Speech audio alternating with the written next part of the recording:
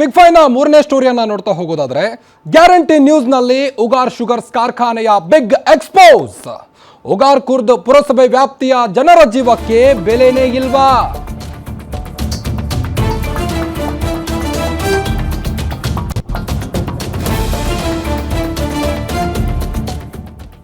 Guarantee news ನಲ್ಲಿ Ugar sugars ಕಾರ್ಖಾನೆಯ big expose.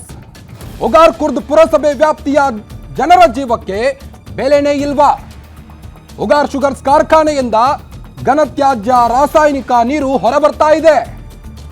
ಎರಡನೇ ಅತಿ ದೊಡ್ಡ ಗುಂಡಿ ನಿರ್ಮಿಸಿದ್ದರಿಂದ ಆರೋಗ್ಯದ ಮೇಲೆ ಪರಿಣಾಮ ಬೀರ್ತಾ ಇದೆ. ಜನ ಪ್ರಾಣಿಗಳ ಆರೋಗ್ಯದ ಮೇಲೆ ದುಷ್ಪರಿಣಾಮದ ಕುರಿತು ವರದಿಯನ್ನು ಬಿತ್ತರಿಸಿದೆ ನಿಮ್ಮ ಗ್ಯಾರಂಟಿ ನ್ಯೂಸ್.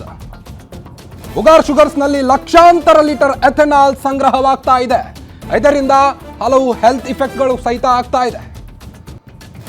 ಪುರಸಭೆ ನಿರ್ಧಾರ ಕೈಗೊಂಡಿದ್ರು ಮೀನಾಮೇಷವನ್ನ ಯಾಕೆ ಎನಿಸ್ತಾ ಇದ್ದಾರೆ ಅಧಿಕಾರಿಗಳು?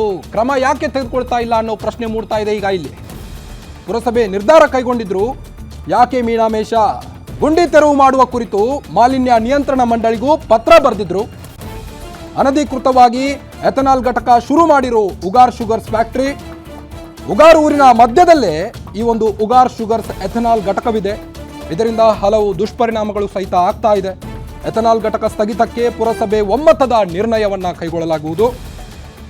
ಉಗಾರ್ ಶುಗರ್ಸ್ ಎಥನಾಲ್ ಘಟಕಕ್ಕೆ ಅನಧಿಕೃತವಾಗಿ ಎನ್ಒಸಿ, ಕೂಡಲೇ ಎಥನಾಲ್ ಘಟಕ ಸ್ಥಳಾಂತರಕ್ಕೆ ಪುರಸಭೆ ನಿರ್ಣಯವನ್ನ ಕೈಗೊಂಡಿದ್ದು ಮುಖ್ಯಾಧಿಕಾರಿಗಳಿಗೆ ಸೂಚಿಸಿ ಪುರಸಭೆಯಿಂದ ಸರ್ವಾನುಮತದ ನಿರ್ಣಯ ಪಾಸ್ ಆಗಿದೆ. ಮಾರ್ಚ್ 24, 2025ರಂದು ನಿರ್ಣಯ ಪಾಸ್ ಮಾಡಿದ್ದಂಥ ಪುರಸಭೆ ಗ್ಯಾರಂಟಿ ನ್ಯೂಸ್ ತನಿಖಾ ವರದಿಯಲ್ಲಿ ಅಕ್ರಮ ಈಗ ಬಟಾ ಬಯಲಾಗಿದೆ. ಗ್ಯಾರಂಟಿ ನ್ಯೂಸ್ನಲ್ಲಿ ಬಿಗ್ ಎಕ್ಸ್ಪೋಸ್ ಅಂತಾನೆ ಹೇಳ್ಬೋದು. ಉಗಾರ್ ಕುರ್ದ್ ಪುರಸಭೆ ವ್ಯಾಪ್ತಿಯ ಜನರ ಜೀವಕ್ಕೆ ಬೆಲೆನೇ ಇಲ್ವಾ? ಆ ಫ್ಯಾಕ್ಟರಿಯಿಂದ ಹೊರಸೂಸುವಂಥ ಆ ಘನತ್ಯಾಜ್ಯ ರಾಸಾಯನಿಕ ನೀರು ಹೊರಬರ್ತಾ ಇದೆ. ಇದರಿಂದ ಹಲವು ಸೈಡ್ ಎಫೆಕ್ಟ್ಗಳು ಸಹಿತ ಆಗ್ತಾ ಇದೆ ಅಲ್ಲಿಯ ಜನರಿಗೆ.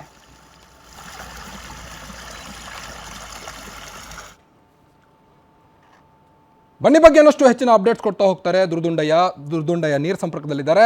ಚಿಕ್ಕೋಡಿ ಕಾಗವಾಡ ಜನರ ಗೋಳು ಕೇಳೋರಿಲ್ವಾ ದುರ್ದುಂಡಯ್ಯ, ಹೇಗೆ ಅಂತ? ಇನ್ನು ಮತ್ತೊಂದು ಪ್ರಶ್ನೆ, ಬೆಳಗಾವಿ DC ಕಚೇರಿಗೆ ಕಾಗವಾಡ ತಹಶೀಲ್ದಾರ್ಗೆ ಇದು ಯಾಕೆ ಕಣ್ಣಿಗೆ ಕಾಣ್ತಾ ಇಲ್ಲ ಅಂತ? ಹೌದು ಕಾರ್ತಿಕ್, ಏನಂತಂದ್ರೆ ಬೆಳಗಾವಿ ಜಿಲ್ಲೆಯ ಕಾಗವಾಡ ತಾಲೂಕಿನ ಉಗಾರ್ ಕುರ್ದ್ ಗ್ರಾಮದಲ್ಲಿರ್ತಕ್ಕಂಥ ಉಗಾರ್ ಶುಗರ್ಸ್ ಕಾರ್ಖಾನೆಯ ಸಕ್ಕರೆ ಕಾರ್ಖಾನೆಯ ಕರ್ಮಕಾಂಡ ಅಂತಾನೆ ಹೇಳಬಹುದು. ಸುಮಾರು 9 ದಶಕಗಳ ಹಿಂದೆ ಇಲ್ಲಿ ಸಕ್ಕರೆ ಕಾರ್ಖಾನೆ ಶುರುವಾಗಿದೆ. ಅದು ಏನೋ ಉಗಾರ್ ಕುರ್ದದಲ್ಲಿ ಸುಮಾರು 23,000ಕ್ಕೂ ಅಧಿಕ ಜನಸಂಖ್ಯೆ ವಾಸ ಮಾಡುವಂತ ಒಂದು ಪ್ರದೇಶ. ಆ ಪ್ರದೇಶದಲ್ಲಿ ಇರ್ತಕ್ಕಂಥ ಒಂದು ಸಕ್ಕರೆ ಕಾರ್ಖಾನೆಯ ಒಂದು ಕರ್ಮಕಾಂಡ ಏನಂತಂದ್ರೆ ಸುಮಾರು 4 ವರ್ಷಗಳ ಹಿಂದೆ ಒಂದು ಎಥೆನಾಲ್ ಘಟಕ ಶುರುವಾಗುತ್ತೆ. ಆ ಎಥೆನಾಲ್ ಘಟಕ ಒಂದು ಅನಧಿಕೃತವಾಗಿ ಒಂದು ಶುರುವಾಗುತ್ತೆ. ಅದಕ್ಕೆ ಯಾವುದೇ ರೀತಿಯಿಂದ ಸರಿಯಾದ ಪರ್ಮಿಷನ್ ಕೂಡ ಸಿಕ್ಕಿರಂಗಿರಲ್ಲ. ಒಂದು ಕಡೆ ಏನಂತಂದ್ರೆ ಆದ್ರೂ ಕೂಡ ಏನಂತಂದ್ರೆ ಅಲ್ಲಿ ಪುರಸಭೆಯ ಅಧಿಕಾರಿಗಳು ಯಾವ ರೀತಿ ಇವರಿಗೆ ಪರ್ಮಿಷನ್ ಕೊಟ್ರು. ಅದಾದ ಬಳಿಕ ಅಲ್ಲಿ ಕಾಗವಾಡ ತಹಸೀಲ್ದಾರ್ ಆಗಿರ್ತಕ್ಕಂಥ ಅವಾಗಿನ ತಹಸೀಲ್ದಾರ್ RR ಬುರ್ಲಿ ಅವರು ಕೂಡ ಆ ಎಥೆನಾಲ್ ಘಟಕಕ್ಕೆ ಒಂದು ವರದಿ ಕೊಡ್ತಾರೆ. ಏನಂತ ಕೊಡ್ತಾರೆ ಅಂತಂದ್ರೆ ಸುಮಾರು 23,000ಕ್ಕೂ ಅಧಿಕ ಜನಸಂಖ್ಯೆ ಇರ್ತಕ್ಕಂಥ ಒಂದು ಪಟ್ಟಣದಲ್ಲಿ ಯಾವುದೇ ರೀತಿಯ ಜನವಸತಿ ಪ್ರದೇಶ ಇಲ್ಲಿ ಇಲ್ಲ ಅನ್ನುವಂತ ಒಂದು ವರದಿಯನ್ನು ಕೂಡ ಇಲ್ಲಿ ಕೊಡ್ತಾರೆ. ಅದಾದ ಬಳಿಕ ಪುರಸಭೆಯಿಂದ ಕೂಡ 2023ರಲ್ಲಿ ಬೆಳಗಾವಿ ಜಿಲ್ಲಾಧಿಕಾರಿಗಳಿಗೆ ಒಂದು ವರದಿ ಕೊಡ್ತಾರೆ, ಒಂದು NOC ಕೊಡ್ತಾರೆ. ಇಲ್ಲಿ ಇದಕ್ಕೆ ಸಂಬಂಧಿಸಿದಂತೆ ಯಾವುದೇ ರೀತಿ ಅಂದ್ರೆ ಘಟಕ ಸ್ಥಾಪನೆ ಮಾಡಲು ಒಂದು NOCಯನ್ನ ಕೂಡ ಕೊಡ್ತಾರೆ. ಆದ್ರೆ ಇಲ್ಲಿ ಸಮಸ್ಯೆ ಏನಂತಂದ್ರೆ ಈ ಎಥೆನಾಲ್ ಘಟಕದಿಂದ ಇಲ್ಲಿ ಜನಸಾಮಾನ್ಯರಿಗೆ ಸಾಕಷ್ಟು ಸಮಸ್ಯೆಗಳು ಕೂಡ ಆಗ್ತಾ ಇದೆ. ಒಂದು ಕಡೆ ಜನರ ಆರೋಗ್ಯದ ಮೇಲೆ ದುಷ್ಪರಿಣಾಮ ಬೀರ್ತಾ ಇದೆ, ಜಾನುವಾರುಗಳ ಮೇಲೆ ಆರೋಗ್ಯದ ಮೇಲೆ ದುಷ್ಪರಿಣಾಮ ಬೀರ್ತಾ ಇದೆ. ಈ ಎಥೆನಾಲ್ ಘಟಕದ ರಾಸಾಯನಿಕ ಒಂದು ತ್ಯಾಜ್ಯ ಕಲುಷಿತ ನೀರು ಅಲ್ಲಿ ಸಿಟಿಯಲ್ಲೇ ಹರಿದುಕೊಂಡು ಹೋಗ್ತಾ ಇದೆ. ಇದರ ಜೊತೆಗೆ ಒಂದು ರೈತರ ಜಮೀನುಗಳಿಗೂ ಕೂಡ ಇದು ಕಲುಷಿತ ನೀರು ಹರಿದುಕೊಂಡು ಹೋಗ್ತಾ ಇದೆ. ಅಲ್ಲೇ ಉಗಾರ್ ಕುರ್ದ ಪಟ್ಟಣದ ಪಕ್ಕದಲ್ಲಿ ಇರ್ತಕ್ಕಂಥ ಒಂದು ಕೃಷ್ಣಾ ನದಿಗೆ ಕೂಡ ಈ ನೀರು ಅಲ್ಲಿಂದ ಹೋಗುತ್ತೆ. ಸಾಕಷ್ಟು ಇದರಲ್ಲಿ ಒಂದು ಗೋಲ್ಮಾಲ್ ಆರೋಪ ಕೂಡ ಒಂದು ಜನಸಾಮಾನ್ಯ ಮಾಡ್ತಾ ಇದ್ದಾರೆ. ಹೇಗೆ ಇವರು ಪರ್ಮಿಷನ್ ಕೊಟ್ರು? ಇಷ್ಟೆಲ್ಲ ಜನ ವಸತಿ ಇರುವ ಪ್ರದೇಶದಲ್ಲಿ ಯಾವ ರೀತಿ ಪರ್ಮಿಷನ್ ಕೊಟ್ರು? ಜಿಲ್ಲಾಧಿಕಾರಿಗಳು ಹೇಗೆ ಇದಕ್ಕೆ ತನಿಖೆ ಮಾಡ್ತಾ ಇಲ್ಲ ಅಂತ ಹೇಳಿ ಇದು ಸಾಮಾನ್ಯ ಜನರ ಒಂದು ಪ್ರಶ್ನೆ ಆಗಿದೆ. ಒಂದು ಕಡೆ ಏನಂತಂದ್ರೆ ಈ ಉಗಾರ್ ಕುರ್ದ ಪುರಸಭೆಯ ಒಂದು ಅಧಿಕಾರಿಗಳು ಕೂಡ ಒಂದ್ ಕಡೆ ಹೇಳ್ತಾರೆ 2023ರಲ್ಲಿ NOC ಕೊಟ್ಟಿದ್ದೀವಿ ಅಂತ ಹೇಳ್ತಾರೆ. ಅದಾದ ಬಳಿಕ 2025ರಲ್ಲಿ ಬಂದ್ಬಿಟ್ಟು ನಾವು ಕೊಟ್ಟಿಲ್ಲ ಅನ್ನೋ ಮಾತನ್ನು ಕೂಡ ಹೇಳ್ತಾರೆ.